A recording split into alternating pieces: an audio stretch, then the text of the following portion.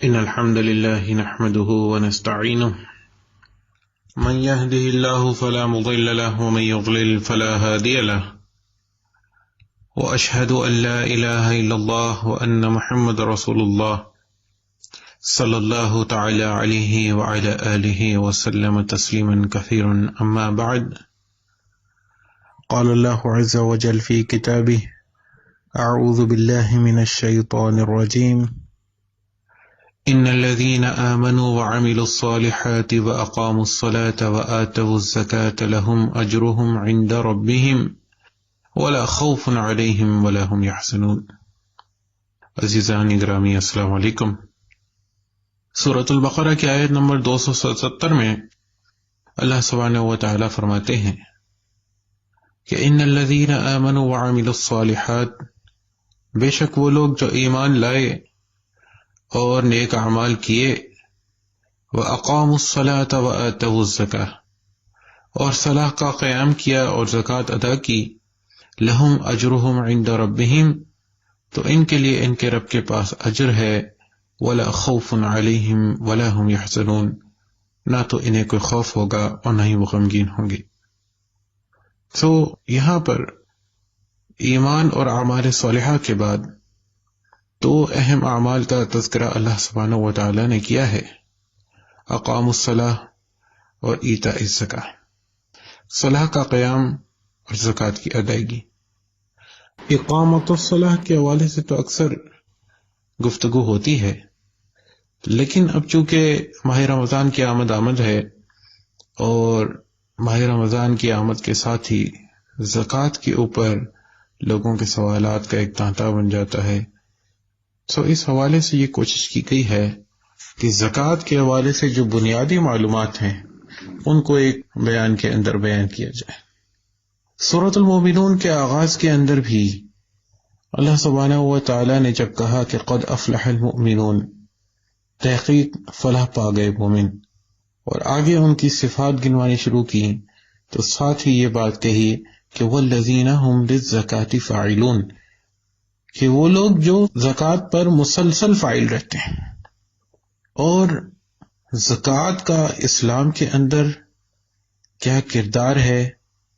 یہ اللہ کے رسول صلی اللہ علیہ وسلم کی اس حدیث سے ہمیں اس کا اندازہ ہو جاتا ہے کہ بنی الاسلام علی خمس، کہ اسلام کی بنیاد 5 چیزوں پر ہے،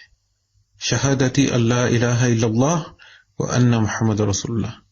سب سے پہلے تو اس بات کی شہادت کہ اللہ کے علاوہ کوئی اور الہ نہیں ہے، اور یہ کہ محمد صلی اللہ علیہ وسلم اللہ کے رسول ہیں۔ پھر اقاموا الصلاۃ وآتوا الزکاۃ، اس کے بعد صلاح کا قیام اور زکوٰۃ کی ادائیگی، یعنی اسلام کی 5 اہم ترین بنیادوں میں سے تیسری بنیاد زکوٰۃ کی ادائیگی ہے۔ زکوٰۃ کے معنی کا جہاں تک سوال ہے تو زکوٰۃ کے معنی بڑھنے، پھلنے اور پھولنے کے ہیں، اور لغت کے اندر زکوٰۃ کے معنی طہارت اور پاکیزگی کے بھی بیان کیے گئے ہیں، اور زکوٰۃ کا لفظ اپنے لغوی معنی میں قرآن مجید میں بھی کئی مقامات پر استعمال ہوا ہے، جیسے سورۃ الاعلیٰ آیت نمبر 14 میں اللہ سبحانہ و تعالی نے فرمایا قد افلح من تزکا، یعنی فلاح پا گیا وہ شخص جس نے پاکیزگی اختیار کی۔ اسی طرح سورہ طٰہٰ آیت نمبر 76 میں فرمایا جنات عدن تجری من تحتها الانہار خالدین فیہا، سدا بہار باغ ہیں جن کے نیچے نہریں رواں ہوں گی،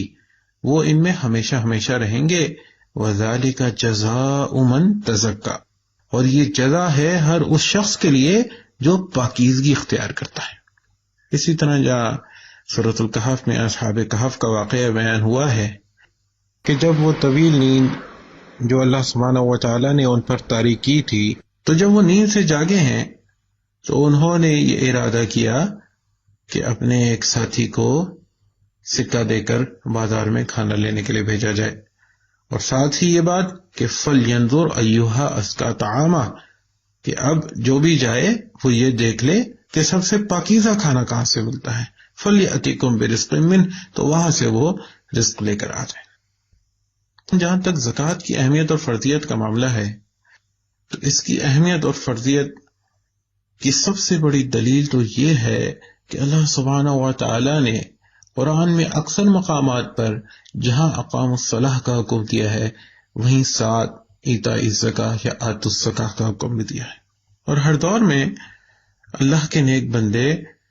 زکوٰۃ کے اوپر فائل رہے ہیں. جیسے اسماعیل علیہ السلام کے بارے میں سورہ مریم آیت نمبر 55 میں آتا ہے کہ وَكَانَ يَأْمُرُ أَهْلَهُ بِالصَّلَاةِ وَالزَّكَاةِ وَكَانَ عِندَ رَبِّهِ مَرْضِيًّا، کہ وہ اپنے گھر والوں کو صلاح اور زکوٰۃ کا حکم دیتے تھے اور اپنے رب کے نزدیک پسندیدہ تھے. اسی طرح سورہ مریم آیت نمبر 31 ہی میں عیسیٰ ابن مریم علیہ السلام کے بارے میں بھی یہ بات آتی ہے کہ انہوں نے کہا وَأَوْصَانِي بِالصَّلَاةِ وَالزَّكَاةِ مَا دُمْتُ حَيًّا، کہ مجھے تاکید فرمائی گئی ہے کہ میں صلاح اور زکوٰۃ کے اوپر فاعل رہوں جب تک میں زندہ ہوں. اور اسی طرح سورۃ البقرہ آیت نمبر 83 میں بنی اسرائیل کے حوالے سے بھی یہی بات کہی گئی ہے. وَإِذْ أَخَذْنَا مِيثَاقَ بَنِي إِسْرَائِيلَ لَا تَعْبُدُونَ إِلَّا اللَّهَ، اور جب ہم نے بنی اسرائیل سے پختہ عہد لیا کہ وہ اللہ کے علاوہ کسی اور کی عبادت نہیں کریں گے. وَبِالْوَالِدَيْنِ إِحْسَانًا،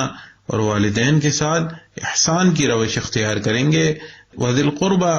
وَالْيَتَامَى وَالْمَسَاكِينِ، اور اپنے رشتہ داروں، یتیموں اور مسکینوں کے ساتھ. وَقُولُوا لِلنَّاسِ حُسْنًا، اور لوگوں سے بھلی بات کریں گے. وَأَقِيمُوا الصَّلَاةَ وَآتُوا الزَّكَاةَ، اور صلاح کا قیام کریں گے اور زکوٰۃ کی ادائیگی کریں گے. ثُمَّ تَوَلَّيْتُمْ إِلَّا قَلِيلًا مِّنكُمْ وَأَنتُمْ مُعْرِضُونَ، مگر یہ کہ اس کے بعد تم میں سے چند کے علاوہ سب پھر گئے اور تم ہو ہی پھرنے والے. لیکن سورۃ النساء آیت نمبر 162 میں اہل کتاب کے نیک لوگوں کا شیوہ بھی زکوٰۃ ادا کرنا ہی بتایا گیا. جیسے فرمایا لَٰكِنِ الرَّاسِخُونَ فِي الْعِلْمِ مِنْهُمْ وَالْمُؤْمِنُونَ يُؤْمِنُونَ بِمَا أُنزِلَ إِلَيْكَ وَمَا أُنزِلَ مِنْ قَبْلِكَ وَالْمُقِيمِينَ الصَّلَاةَ وَالْمُؤْتُونَ الزَّكَاةَ وَالْمُؤْمِنُونَ بِاللَّهِ وَالْيَوْمِ الْآخِرِ أُولَٰئِكَ سَنُؤْتِيهِمْ أَجْرًا عَظِيمًا، مگر ان میں جو لوگ پختہ علم رکھنے والے ہیں اور ایماندار ہیں وہ سب اس تعلیم پر ایمان لاتے ہیں جو تمہاری طرف نازل کی گئی ہے اور تم سے پہلے نازل کی گئی تھی. اس طرح کے ایمان لانے والے اور صلاۃ و زکوٰۃ کی پابندی کرنے والے، اللہ اور آخرت پر سچا عقیدہ رکھنے والے لوگوں کو ہم ضرور اجر عظیم عطا کریں گے. جبکہ اس کے برعکس کفار و مشرکین کا شیوہ زکوٰۃ ادا نہ کرنا بتایا گیا، جیسے سورہ فصلت آیات 6 اور 7 میں بتلایا وَوَيْلٌ لِّلْمُشْرِكِينَ، تباہی ہے ان مشرکوں کے لیے الَّذِينَ لَا يُؤْتُونَ الزَّكَاةَ وَهُمْ بِالْآخِرَةِ هُمْ كَافِرُونَ، جو زکوٰۃ نہیں دیتے اور آخرت کے منکر ہیں. سو میرے بھائیوں، زکوٰۃ صرف اسلام کے اندر ایک عمل ہی نہیں بلکہ ایمان کی شرط بھی ہے. جیسے سورۃ التوبہ آیت نمبر 5 میں فرمایا فَإِذَا انسَلَخَ الْأَشْهُرُ الْحُرُمُ فَاقْتُلُوا الْمُشْرِكِينَ حَيْثُ وَجَدتُّمُوهُمْ، بس جب یہ حرام مہینے گزر جائیں تو تم مشرکین کو قتل کرو جہاں بھی تم انہیں پاؤ. وَخُذُوهُمْ وَاحْصُرُوهُمْ وَاقْعُدُوا لَهُمْ كُلَّ مَرْصَدٍ، اور انہیں پکڑو اور گھیرو اور ہر گھات میں ان کی خبر لینے کے لیے بیٹھو. فَإِن تَابُوا وَأَقَامُوا الصَّلَاةَ وَآتَوُا الزَّكَاةَ فَخَلُّوا سَبِيلَهُمْ، پھر اگر وہ توبہ کر لیں اور صلاح قائم کریں اور زکوٰۃ دیں تو انہیں چھوڑ دو. ان اللہ غفور الرحیم، بے شک اللہ درگزر کرنے والا اور رحم فرمانے والا ہے. اور اسی طرح سنن ابن ماجہ کی روایت میں بتایا گیا کہ وہ زکوٰۃ برہان، زکوٰۃ در حقیقت ایمان کی دلیل ہے. سورۃ المائدہ آیت نمبر 55 میں اللہ سبحانہ و تعالیٰ فرماتے ہیں انما ولیکم اللہ ورسولہ والذین آمنوا الذین یقیمون الصلاة ویؤتون الزکاة وہم راکعون،